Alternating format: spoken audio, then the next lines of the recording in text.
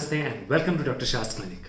In this video, I am going to answer a very important clinical question. The question is what erectile dysfunction means, or what is erectile dysfunction? Now, erectile dysfunction is defined as the inability to achieve or attain an erection that is sufficient enough to achieve satisfactory sexual intercourse. So if a man, or if the patient or the individual is unable to get an erection to the extent that he is not able to penetrate his partner and achieve sexual intercourse in a satisfying manner, the patient or the individual is said to suffer from erectile dysfunction. And the most important point to note in this definition is that just because you don't achieve erectile function or adequate rigidity with your erection in one or two of your sexual attempts, it does not mean you are suffering from erectile dysfunction or ED.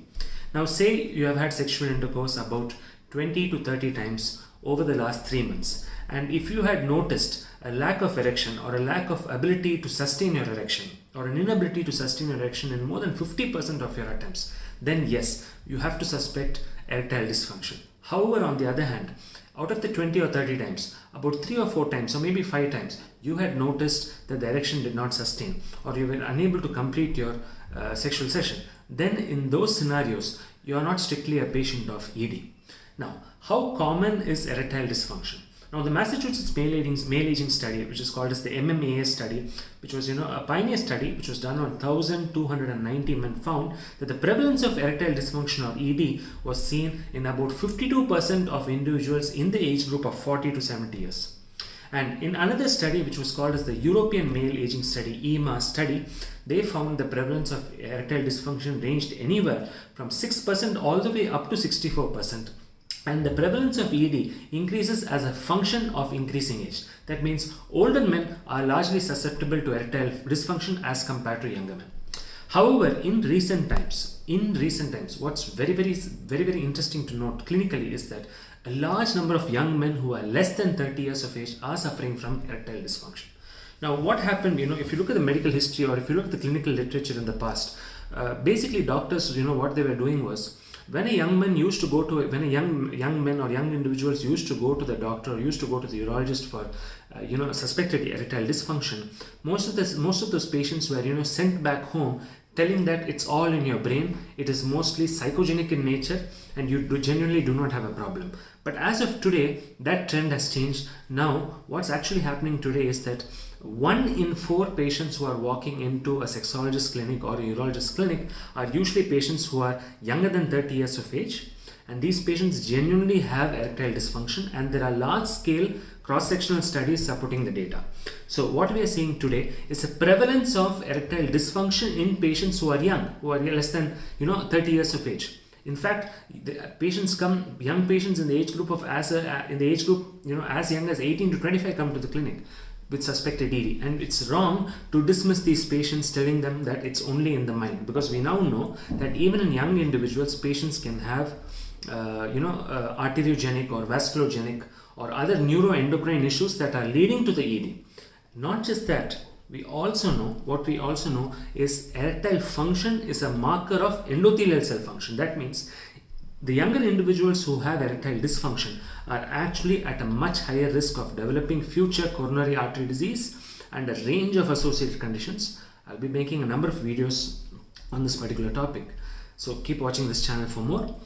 And what's very important to know here is that endothelial cell dysfunction as well as erectile dysfunction, cardiovascular disease, coronary artery disease, hypertension, diabetes, depression, they all go hand in hand with one another. I'll be making multiple videos, to kind of, enlighten you completely on ED. So that's the most important point to know here. Today, young patients are suffering from ED, and erectile dysfunction, is actually classified, into there's a two-way classification system. So some patients have psychogenic ED, that means anxiety, depression, partner conflicts. There might have been a death in the family. There could have been a job loss, financial strain. A myriad of reasons that can, actually lead to ED. There are a myriad of reasons, and these are usually psychogenic, and psychogenic causes are more related to mental states more than anything else. Now, another proportion of patients have what's called as organic erectile dysfunction. Now, organic erectile dysfunction can be neurogenic, vascular, it can be neuroendocrine, or iatrogenic. That means a variety of health conditions that can lead to ED. So diabetes, for example, hypertension, cholesterol, coronary artery disease, and use of certain medications like antidepressants, antihistamine medications, NSAIDs. These can all lead to organic ED. What's very important to know is when an individual develops erectile dysfunction, whether it is organic ED or psychogenic ED, most of the time what basically happens in patients with organic erectile dysfunction, where there's an underlying medical condition leading to the erectile dysfunction, some component of psychogenic dysfunction is definitely going to be there.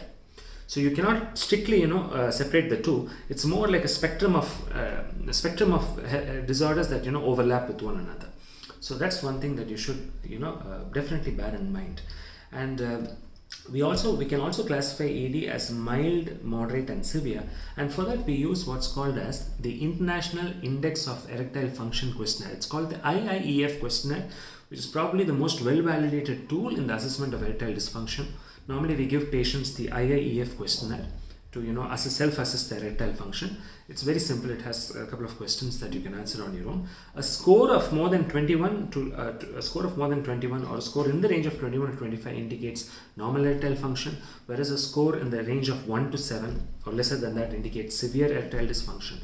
Scores between 8 all the way to 16 and maybe up to 21 indicates a range of ED ranging from moderate to mild.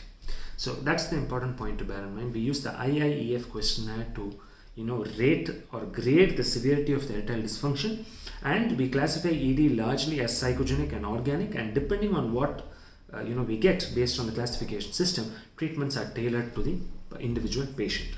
So I hope you enjoyed this video. I hope you found this reasonably informative.